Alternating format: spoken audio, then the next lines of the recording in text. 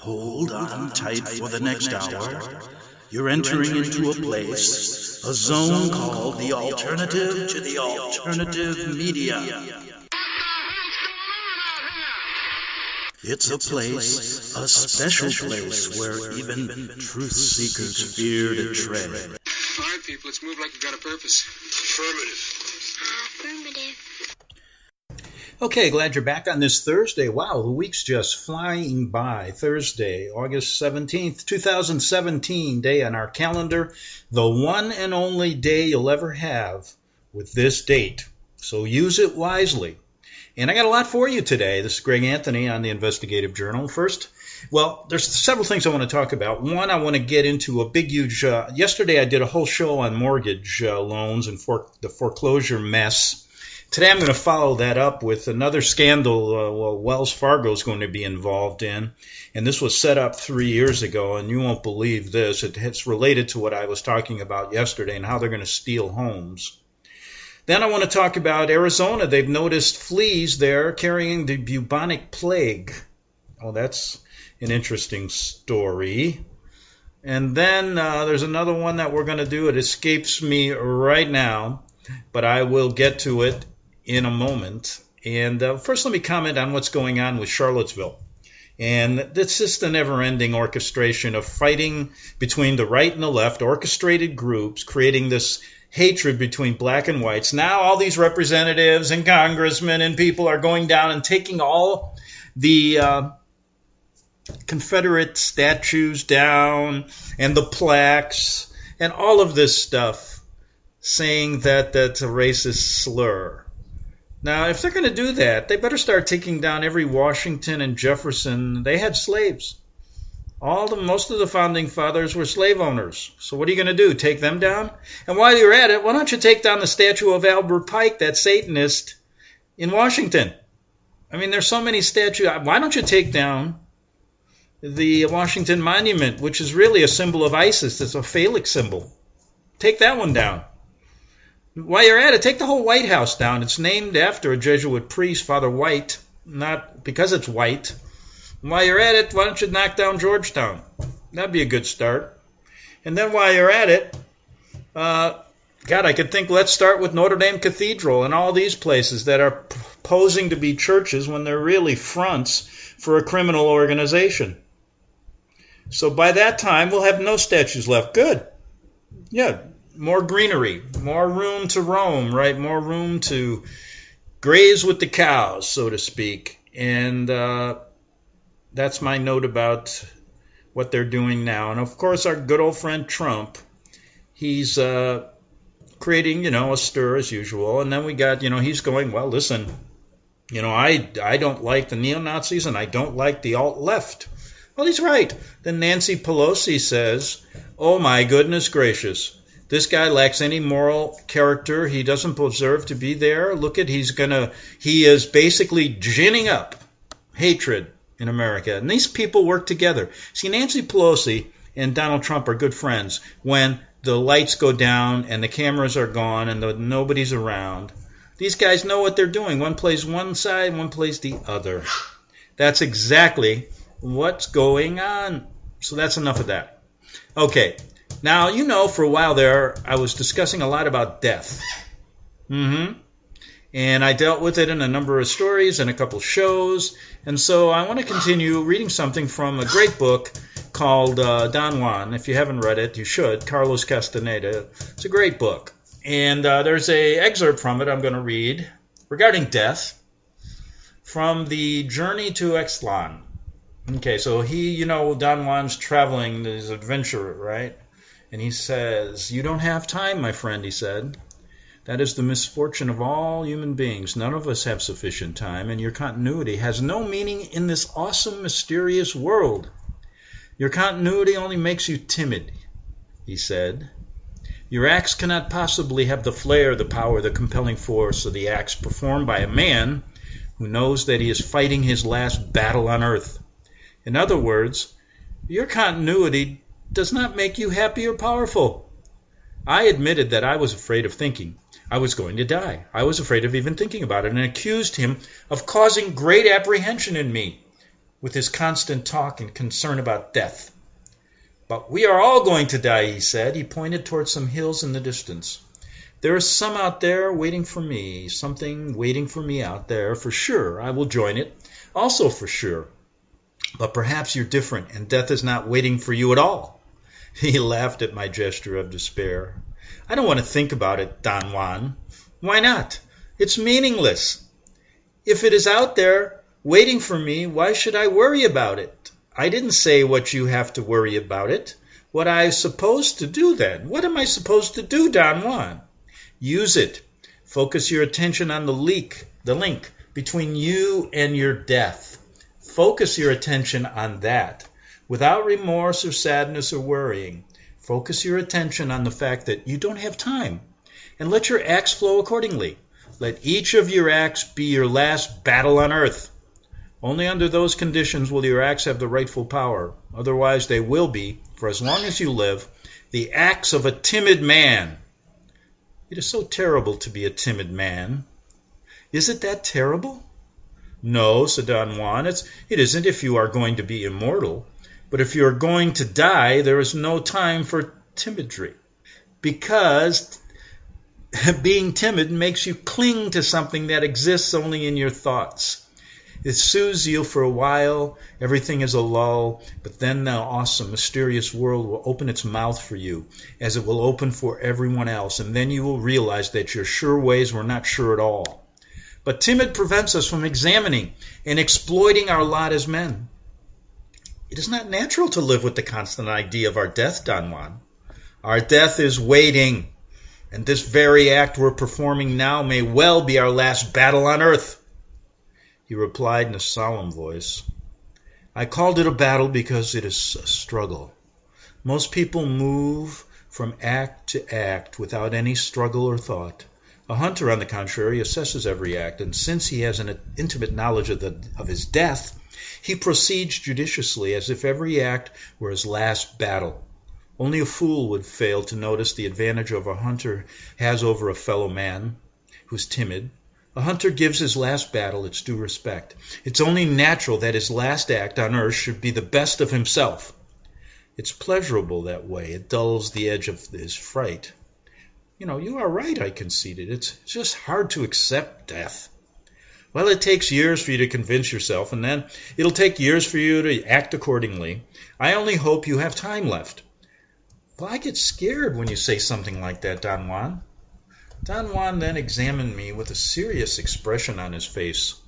"I've told you, this is a weird world," he said. "The forces that guide men are unpredictable, awesome, yet their splendor is something to witness." He stopped talking and looked at me again. He seemed to be on the verge of revealing something to me, but he checked himself and smiled. "Is there something that guides us?"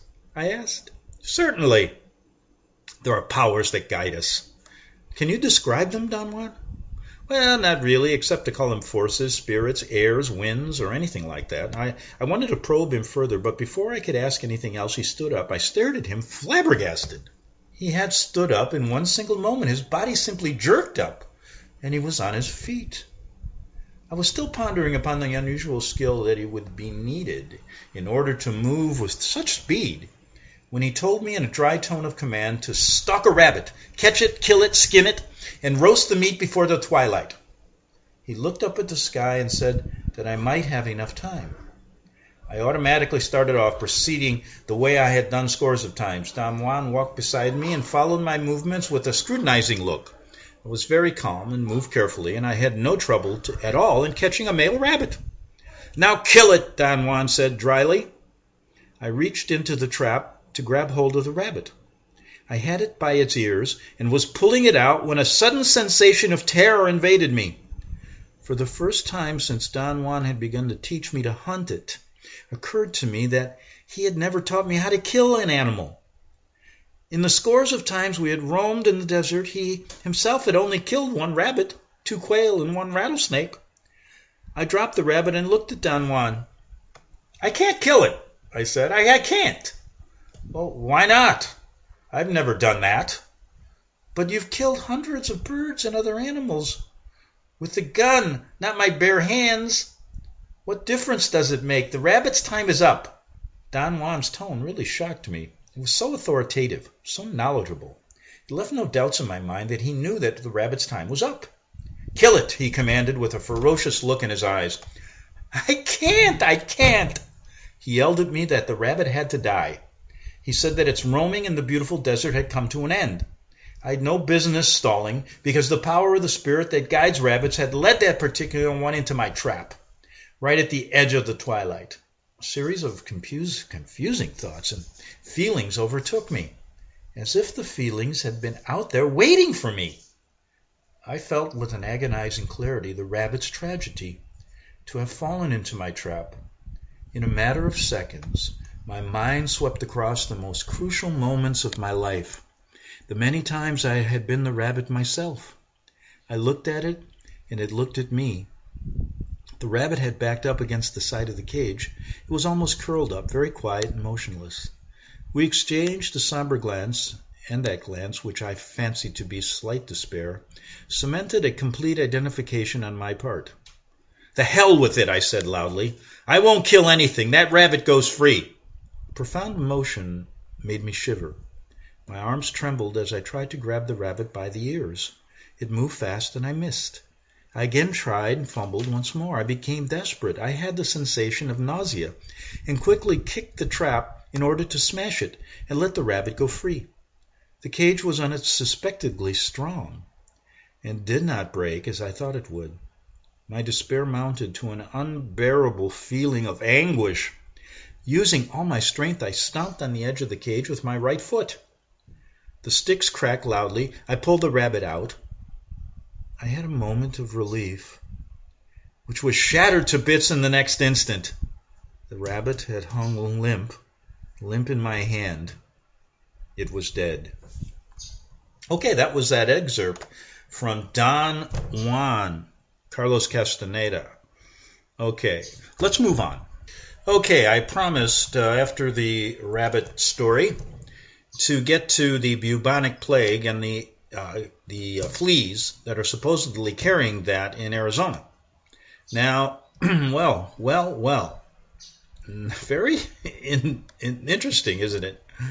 Bubonic plague, let's talk about it, was intentionally brought back as per several research articles posted on the internet, in which was also noted that the pathogens were stolen. So we're going to look at it from a different angle. This was definitely recreated in a lab. Okay? Now, here's what they said. Navajo County public health officials confirmed on Friday that fleas in the region tested positive for the bubonic plague.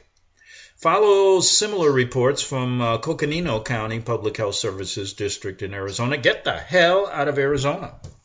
That's what they're saying. But, who wants to be there anyway in the summer? I mean, I meet these people that come here to San Diego or to Baja, and they tell me it's like 197 degrees there. I don't know. It's not my cup of tea. To reduce risk of exposure, officials have urged those living, working, camping, or visiting the area to take precautions. Well, what the hell are you supposed to do? Outbreaks occasionally occur in southwestern U.S. states like Arizona during cooler summers, followed by wet winters. Symptoms of the bubonic plague are sudden fever, headache, chills, and weakness, and one more swollen, tender, and painful lymph nodes. Fleas in 2 Arizona counties have tested positive for the plague.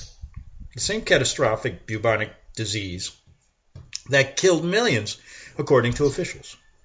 Navajo, boy, they're just scary. Everything. You can't wake up anymore in America without somebody trying to kill you or to keep you in fear of death. But I, like Don Juan, say, fight against it. Live as if it's your last day. Don't be a timid man. Fight those fleas. If one lands on you, kill it immediately. And don't wait. He must die, that flea. Okay. Now, Navajo County public officials confirmed on Friday that fleas in the region tested positive for the disease, following those Coconino County reports. Both are located in the northern part of the state. Navajo County public health officials confirmed on Fridays that they did find more fleas. Boy, how many fleas do you think it takes to cause millions of deaths? I don't know. But anyway, thought you might want to know about what's happening with the fleas in Arizona. Okay, now I've got to get to the serious story. And the banks, they're preparing again to steal all your money. And there's another Wells Fargo crime. Homeowners, you got to be aware of this. I did a whole show yesterday, go to it, on the foreclosure mess. And I did it from a legal standpoint, trying to help you understand what they do and how you can beat them in court if you do. Now, let me just explain. If you live in 27 states that are non-judicial, which means that these criminal lenders who are trying to steal your property can take it without even going to court. Yes, you have to then take them to court. Now, if you're in a judicial state, it's the other way around. But both are flawed. It's just bigger flaws in states like California, Texas, and the other 25 that have the non-judicial system. Now, look what's going on now. Now, the courts, I'm not going to leave them out of this, laid the groundwork for massive bank theft all 3 years ago. Now, we're talking, I was yesterday going back to 2007, 2006, 2008, and the mortgage crisis, and how that moved along through the years, and it's still terrible today. More people are filing foreclosure than you can believe, and I talked to a lot of them. Do you remember MERS? You know what MERS is? It's a mortgage electronic registration system. Okay. Do you remember MERS, in which your bank, Wells Fargo, being the most notorious, could produce a phony note on your home, sell it, and you would eventually lose your home because you did not pay the phony note? Yeah. And they put it on MERS, the electronic registration systems. They created this thing. Well, that problem was ended, right? Not exactly, folks. MERS Corp Holdings, Inc. is well known for being an organized criminal enterprise. Their assets should have been seized, and its corporate officers, along with the minion robo-signers that we talked about yesterday, should all be in prison. And you know what a robo-signer is? That means when you file an assignment of deed, they put on a little point-blank thing. I contacted the borrower, and we notified him that blah, blah, blah. That's not good enough, and it violates California Civil Code 2923.5. You got to contact. You got to deal with the homeowner personally. They have one guy who signs thousands of these things. It's all illegal. You can get out of your home. You can get out of your mortgage like that. But you see, what's happened here is that most attorneys don't even know that. And I know that because I know a lot of attorneys. They don't know. And let's say that doing foreclosure lawsuits isn't the sexiest thing to be spending your day doing, okay? In fact, you better put on a headphone and some good music while you're writing the lawsuit, or you're going to actually go crazy. Yes, you will. You're going to constantly be going MERS, MERS, MERS, be like Schumann. Remember the composer who went mad because he kept hearing a C note? It's the same thing. Okay, so Americans... Now listen to this. Their assets should have been seized. That's MERS Corp Holdings, this mortgage electronic registration system. And it was announced yesterday, this is a couple days ago, that the U.S. Court of Appeals for the 8th Circuit affirmed the ruling by the District Court of Minnesota that there is no mandatory recording required under Minnesota law. And this led to the dismissal of the complaint by 87 counties against MERS. Just look at it.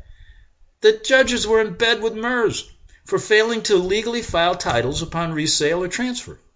On several occasions, there's a guy called David Krieger, okay?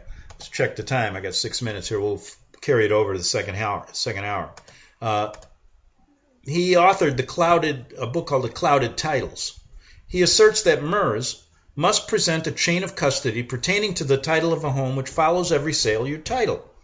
The popular phrase which surfaced 5 years ago, "show me the note," was reflected of the belief that before a bank or title company could legally repossess your home, the bank or title company must show a complete chain of custody of the note in a court of law. Krieger has provided in services for various district attorneys around the county on these points of law. Like I said, there's a few people trying to teach even the so-called expert lawyers what the hell's going on. Now, in the case of County of Ramsey and the County of Hennepin versus MERCorp Holdings, Inc., Mortgage Electronic Registration Systems et al., the two counties on behalf of 87 Minnesota counties filed a class action suit alleging that the lenders, and this goes on in California, goes on in every state, they're stealing thousands of homes, doing it illegally. It's one thing, there's a limit to what's right and what's wrong here. If they followed the law, many of these people would be able to get modification loans. I know people that are trying to pay when they get a notice of default, and they can't. And they reject the payments so they can foreclose and get the equity in the home. And it's really interesting when you start looking at it. They're always going after people that have a lot of equity in their home. Then they can clean up. And they're doing it, not just one or two. These are thousands of people losing their homes. And try to rebuy a home now. Now, the two counties, so they filed this class action suit in Minnesota, and alleging that these lenders, using the MERS system, this electronic mortgage register, you see, what they do is they electronically do all this stuff, and that suffices instead of having to do it the right way, okay? And that's actually personally filing everything. Now, they're supposed to go down to the county recorder, file not only the assignment, but there's a whole bunch of little legal technicalities that you got to follow that I went over yesterday.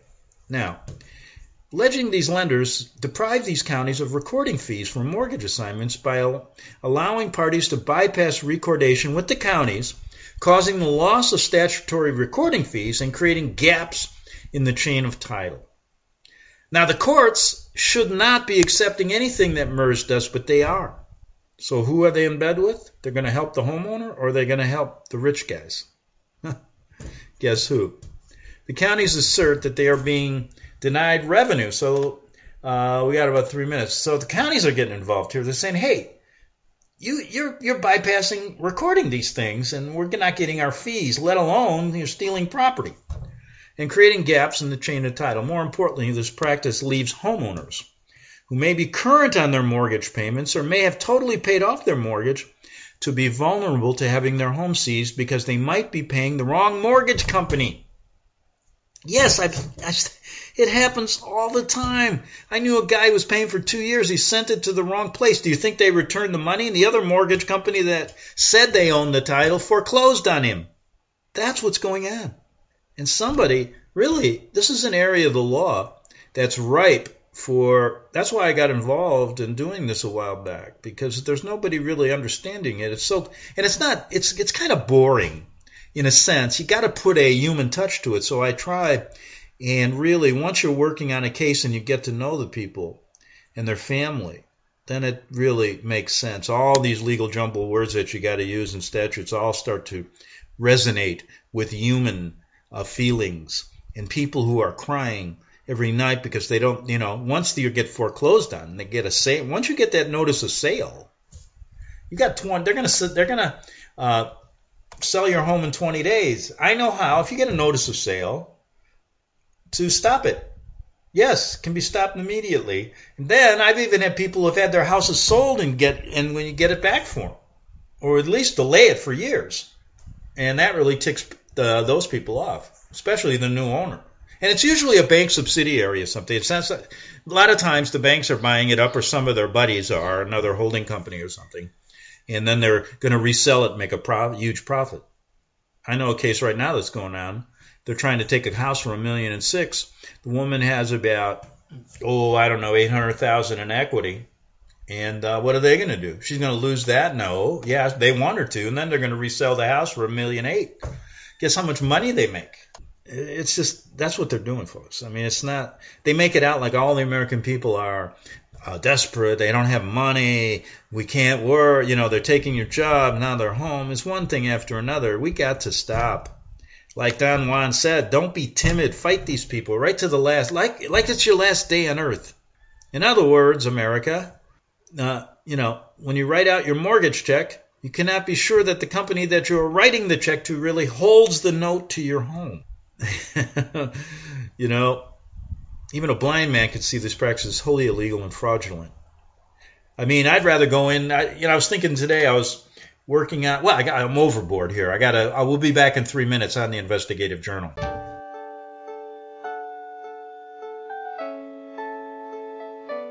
The program you are listening to is 100% sponsored by you, the listener, on this First Amendment Rights Media channel. you will notice that there are few commercials on this radio network. There's a good reason for that. Corporate advertising dollars come with strings that limit program content. So without your help, these programs cannot continue on internet or our several affiliates. If you benefit by the educational law programs, we ask you to give.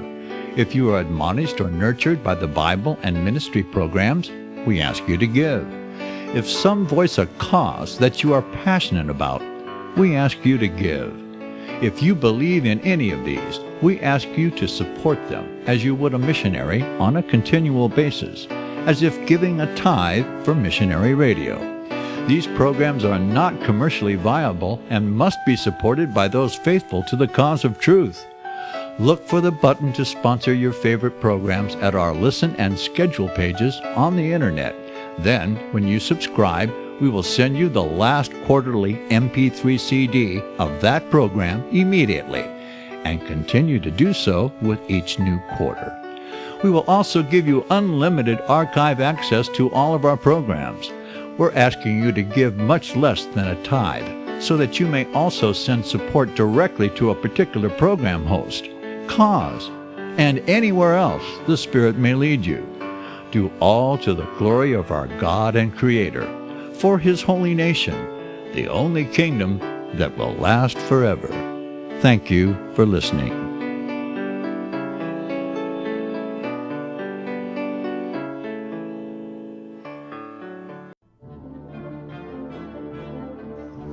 Visit crosstheborder.org, CROSS, crosstheborder.org, to get your print, EPUB, or PDF version of Nicholas Arthur's new book titled When the Third Temple is Built. That's crosstheborder.org.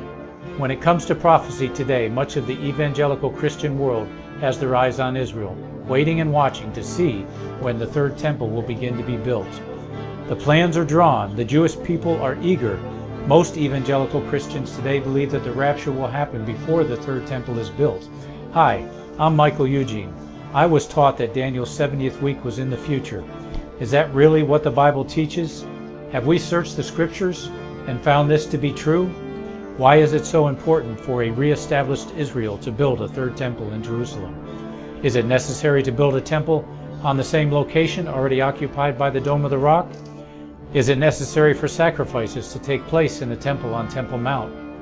Is there really a rapture followed by 7 years of tribulation? What is the New Testament temple? Can we identify history and prophecy? Who is the first beast in Revelation chapter 13? Who are the 7 kings in Revelation 17? I have asked all these questions, and I have found Nicholas Arthur's new book, When the Third Temple is Built, answers all these questions and more using Scripture to interpret Scripture. The Bible says that no prophecy of Scripture is of any private interpretation. Nicholas shows us in his new book, When the Third Temple is Built, how the Bible interprets prophecy and not man's private interpretation. Visit crosstheborder.org, CROSS, crosstheborder.org, to get your print, EPUB, or PDF version of Nicholas Arthur's new book titled When the Third Temple is Built. That's crosstheborder.org. The following program is labeled dangerous and off limits by the supreme Jesuit command. But stand tall, people. Listen up, and you may just learn something. Oh, dear Lord Jesus, this ain't happening, man. This can't be happening, man. This isn't happening. Okay, we are back for the second half hour of the Investigative Journal. I know you're excited about that, and I want to clear one thing up. I think I started the show off. I don't even know anymore. You do so many radio shows like I did over the decades. I think my first one was 1982. And that's when I was in Rome. I almost got blown up by a bomb there. Lucky to be here. But I think I said it was Thursday, August 16th. Now, I might have said 17th, but I'm going to clear it up because I know what day it is. It's August 17th, Thursday. Okay, we got that straight. Now, let's get back to this important information. And by the way, these I talked to a person today. Okay, let me tell you. Remember I said most lawyers don't know what they're doing? Well, he contacted us, and he contacted me, and said, listen, I had a notice of sale, and I hired an attorney, and he filed, we filed a complaint. I read the complaint. It was mumbo jumbo. I mean, it's like 30, it tests my patience even to have to read it. But what even ticked me off worse was the guy paid him a pretty healthy sum. And then the defendants, one of the bigger banks, sends back their answer. And then the attorney disappeared from L.A. somewhere. Can't find him. He doesn't want to do the case. He filed something saying, I'm dropping out of the case at the court.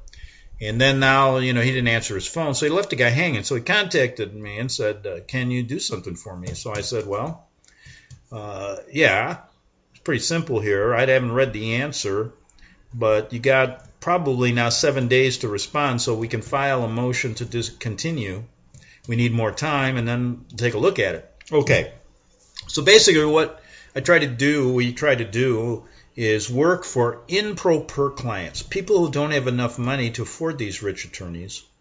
And what we do is we give them some practical advice and help them along the process. And then they file their cases. And if they do need an attorney to appear, I have a company that I use. And I started using again. I just started getting back into this a couple of months ago when I lost all my funding to the radio show. And I haven't made much at it yet, but it'll be okay, I hope. Like I said, not the sexiest of work, but a real need. So anyway, in this particular case, we'll see what happens.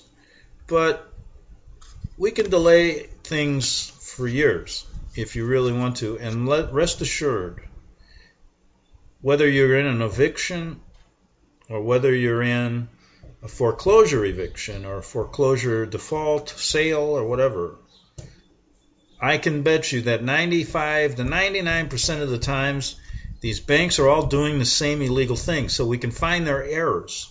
You just have to look. And we can really help you, because the cases that really upset me are the people that are paying, and they're paying these banks. The banks are pocketing the money, then they don't return it when they find out they don't really hold the legal title. I know a person that the banks didn't even know who had the title. It was transferred so many times. They did corrective deed transfers. I mean, it was insane. So, I mean, this stuff has to end. But if the courts allow it, like they're doing in many cases, how's it going to end? And I'm glad these counties filed. I'm glad some district attorney got guts, like Don Juan said, and was living as if that was his last day as an attorney. Come hell or high water, let's, get these people back their homes. And I say this, every single homeowner in America is now vulnerable to this heinous practice. Really is. And I'll tell you right now that if you need help, if you know somebody, have them contact me. I'll see what we can do. And if you got a lot of money, I know a lawyer we can refer you to if you want to feel comfortable that way. If not, I work under one, and he doesn't do much because he's retired. But anyway, we can help you and file improper at a very reasonable price and maybe save your home. So if you know somebody, contact me at gregbeacon@gmail.com, and we can provide you some educational information regarding the heinous practices of how these banks are stealing homes in America. Now, the 8th Circuit also declined to certify a question to the Minnesota Supreme Court as requested by the counties. We're talking about this case where the counties have filed stating that MERS, this mortgage electronic registration system that these banks concocted so they could bypass actually having to go to the counties and file the transfer of deeds. And then, a lot of times they're working with loans that you don't even know what your rate is anymore. They transfer it, they make a buck, then they adjust the loan because it's an adjustable mortgage. They raise the interest rate. So I got a woman that another woman who's the fees on this are $100,000, and it's ridiculous. They milk every penny, and you can win on that too. Now, the Eighth Circuit, the court erroneously ruled that because they said this, we believe Minnesota case law establishes that Minnesota law imposes no duty to record a mortgage or a mortgage assignment with the county recorder. Now that is insane. So how are you going to keep track of this stuff? I mean, that's a bait. Now in California, there are laws. I'm sure the banks are trying to get the legislators to change them. But here, in most states, I don't know how they interpreted this in Minnesota, but if they don't file personal, the reason is they want to foreclose on everybody, so they don't have enough people. So they robo-sign all these things. And now they want to get away with not even going down to the courthouse. Now that's where the ruling really gets interesting when they said that and cast the court in the light of being, I think, a criminal accomplice after the fact. Circuit Court amazingly cited a number of Minnesota court cases interpreting the Recording Act that finds that the recording is permissive. That is ridiculous. That was in Jackson versus Mers. The court proclaims that the district court held that the wording shall be recorded. Here's where they play those Bill Clinton is, and is games in the Recording Act. Now, man, I'm telling you something. It's really, when the courts are stacked up against you like this, hopefully, like my buddy said, Sherman Skolnick, the most endangered species in America is an honest judge. And he's absolutely right, without a shadow of a doubt. Now, this ruling gets, so interesting. Saying shall record it doesn't mean they have to record it. Come on. That the recording is permissive. The court proclaimed that the district court held that the wording shall be recorded is not requiring recordation of land transfers at the county recorders, but instead informs parties where they should record their instrument if they desire the benefits of recording the security instrument, namely providing notice of lien and its priority. In other words, it's now legal to steal and commit conspiracy in hiding the fact that the bank title is engaged in theft. To add injury to insult, folks, this Eighth Circuit held that the county did not and cannot state a claim for unjust enrichment or public nuisance against MERS when there is no duty under state law to record mortgages or subsequent assignments. In other words, it is legal for MERS and the related criminal enterprise organizations, which really that's what this is now, are permitted to reap benefits from this racketeering system. Understandably, MERS was thrilled with the ruling. Of course they were. And here's what she said. We did not believe the claims behind this case had any merit, said MERS Corp Holdings Vice President for Corporate Communication, Janice Smith. The appellate court's ruling once again confirms the legality of MERS and its business. Legal to steal, right? I guess that's what she says. Thank you, Mrs. Smith. You are setting a fine example for your friends and children with your twisted views of ethics, morals, and justice. Unbelievable. Unreal. And when you see these banks that have created the last economic crisis, that was in 2008, this one in 2017 is going to be worse. Last economics was huge. Now they've created a $278 trillion derivatives nuclear time bomb coming up that could tear down the American economy in a single announced moment. Unreal. The assets are incredible here. Unbelievable. When you look at these big people like JP Morgan Chase, Citibank, Goldman Sachs, Bank of America, Morgan Stanley, Wells Fargo. Now, you have to listen to what's going on here, folks. Now, this is reality. I'm not making this stuff up. It's factual. If you have a homeowner that's got trouble, if you know somebody, or if you're in trouble, contact me. Just go to gregbeacon@gmail.com, and we'll see what we can do with some good educational advice, good educational information. Okay, I want to move on. Okay, and what I want to move on to is, I hit the wrong button, a story that I've covered over the years regarding holistic doctors that seem to all want to commit suicide. I don't know why. Don't become a holistic doctor because they're all committing suicides. So let's get to that story right now. Okay, this story was sent to me by a friend of mine, one of my listeners, and it goes like this. 2 is coincidence, 3 is suspicious, and more than 3 is a pattern. That's talking about these holistic doctors. It's been some time since I have blogged, this listener says, about the suspicious deaths so many holistic doctors, and it's time to do so once again. For there has been another sad addition to the list. But I want to do so today in the context of an old and familiar thesis. We'll get back to that in a moment. For now, what has intrigued me for some time is that there seems to have been 4 waves of mysterious deaths, or perhaps it is better to say 4 types of classes of mysterious deaths. During the 80s and into the 90s, there was a wave of death of physicists, many of whom appeared to be working directly for governments or corporations involved with President Ronald Reagan's Strategic Defense Initiative. These deaths prompted some speculation that these deaths were being caused by the Soviets to deny the project brainpower that might make it work.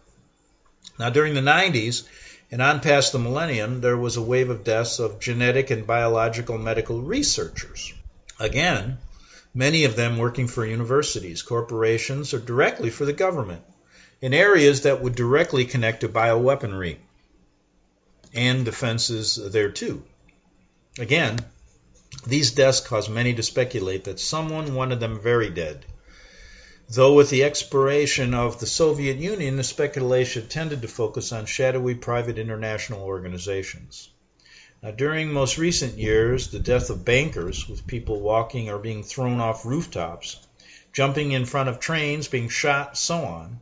Again, this led to speculation, and regular readers here know that I have indulged, this was written by Joseph Farrell, in that connection. My own personal view is that these deaths have something to do with my hypothesized hidden system of finance, and possibly also with high-frequency trading, artificial intelligence, and so on. And finally, of course, running almost concurrently with suspicious deaths of bankers, we have also seen several highly suspicious deaths of holistic doctors. And again, speculations have been running amok. Now, in the past, I've covered this story, and I've listed maybe over 45 of these doctors. I mean, it's not just a few. Now, the article that he refers to here is the death of the recent one of medical researcher Anne Bubonic. There are several things here that caught his eye. For in some cases, these things transcend the pattern of this and that wave outlined above and are found as common elements across all 4 types of murder examples. Miss Barak's death was ruled a suicide, like I said. You become a holistic doctor now, you're going to kill yourself. While her family, who should know, simply dispute the verdict. And this goes on. I've researched over 25 to 30 of these cases, and the same thing is the same patterns.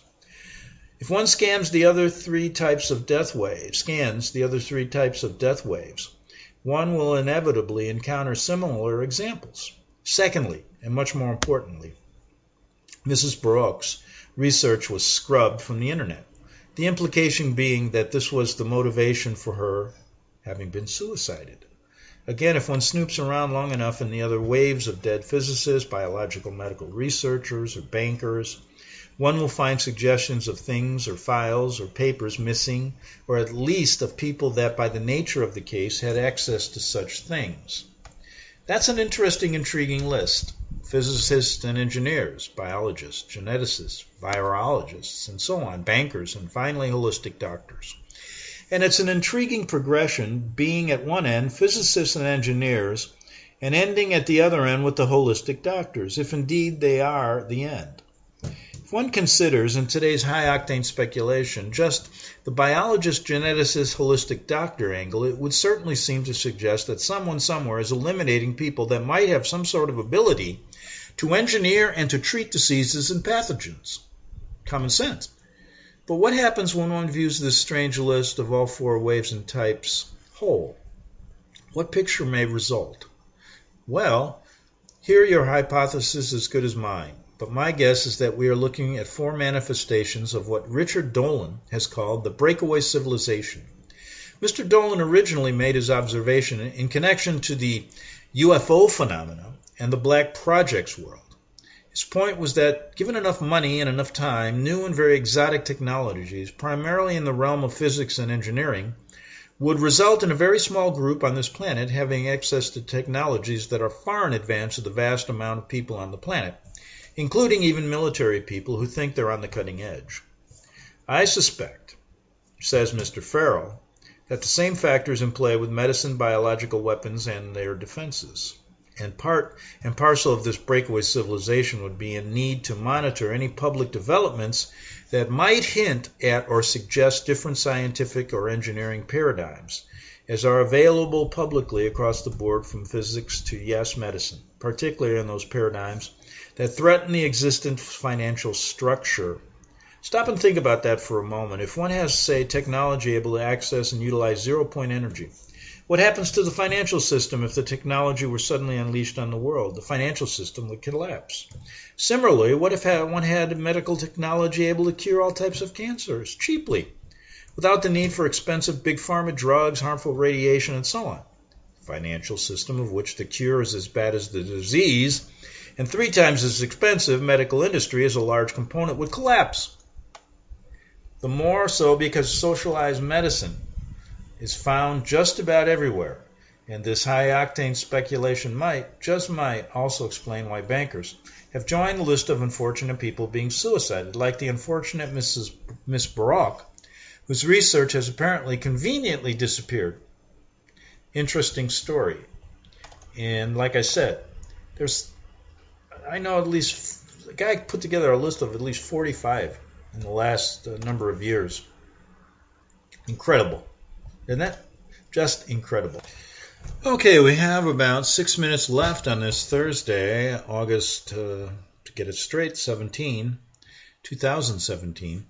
And I would be remiss if I didn't mention anything about North Korea. I got a couple emails, and I did write or presented a 10-minute special report a couple of days ago on North Korea. And the more I think about it, like I said, they could pull the trigger anytime they want, like they did during World War II or 9/11 or whatever, and create a huge world catastrophe. But it could be that they're just, at this point, creating a huge amount of fear. And I am convinced they are stocking up Korea. We're paying a lot. The West is paying a lot to make sure he has the weaponry. But whether there will be an attack, I'm not really worried about it. You know, a couple people emailed me and said, "You sound like you're worried about it." And I'm not worried about it. I mean, well, you got to live your life like it's the last day anyway. The way these people are, you don't know what they're going to do. But you can just lay out the facts and show how it's all orchestrated. I mean, these people have it down pat. Look what they're doing. Let's just go over it. You have this, Charlottesville thing, which highlights they want to create a race war, or people fighting each other, blacks against whites, white supremacists against the alt-left, etc., etc. And they're funneling money into both sides, creating these hate groups. Did you know that I heard this today, they did a study, most hate groups reside in California. Well, there's 35 million people, that's one reason, but I guess they like warm weather. But anyway, so they got that. Then, of course, we have ISIS, which they created. And we've discussed that ad nauseum. So this terrorist, then they create terrorist attacks, so they got you there. Then they got you worried about the grid is going to go down. Yes, one day you're going to be without electric. Okay, so you're worried about that. The next thing they got you worried about is North Korea. And guess what they keep doing, though? With all these fears, all you hear on the news is how Russia is involved in tainting our elections. Now, isn't that the biggest bunch of garbage you've ever heard?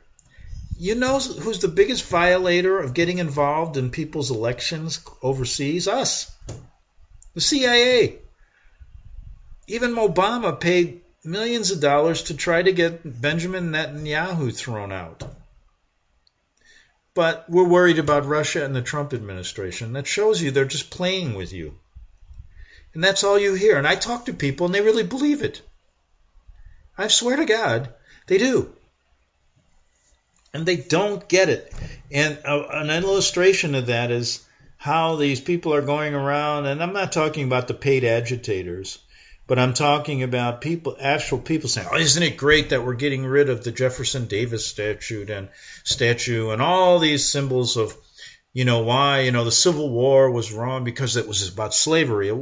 Slavery was not the major issue here. They have no idea. If they want to get rid of statues about the Civil War, they got to get rid of every Catholic statue, Vatican statue in this country, because they were behind it, along with the oligarchs in Europe, and it wasn't just about slavery.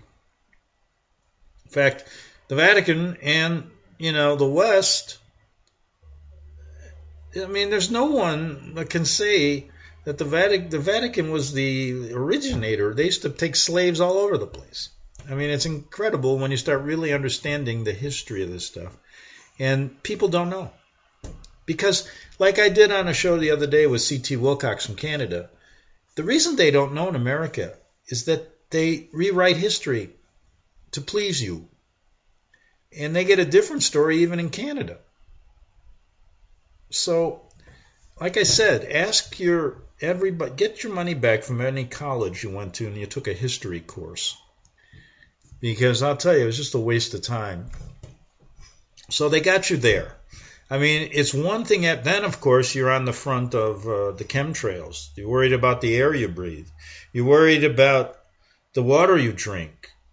Is it polluted? If one thing after another, there's no way out of this thing. And you got to be Don't be fearful. Fight like Don Juan said, like it's their last day every day. And, I did go over 38 seconds in the first half, so I better get off quickly. I got about 30 seconds here, but the producer of the radio or the radio station gets mad at me if I go overboard. So I'm going to cut it off right here, leaving him some seconds. So that should clear it up, I guess. Okay, I'm going to leave right now. Have a good evening. See you tomorrow on the Investigative Journal. The book of Revelation says, the spirit of prophecy is the testimony of Jesus Christ. This is at the very heart of FirstAmendmentRadio.com. In that spirit, we have created the Prophecy Reality News app for all of your mobile devices, streaming First Amendment Radio 24 hours a day, 7 days a week. Available for your Apple, Android device, and smartphone, absolutely free. Get the Prophecy Reality News app installed today so you can listen to First Amendment Radio wherever you are. The Prophecy. Since the beginning of time, kings have sought it, nations have fought for it.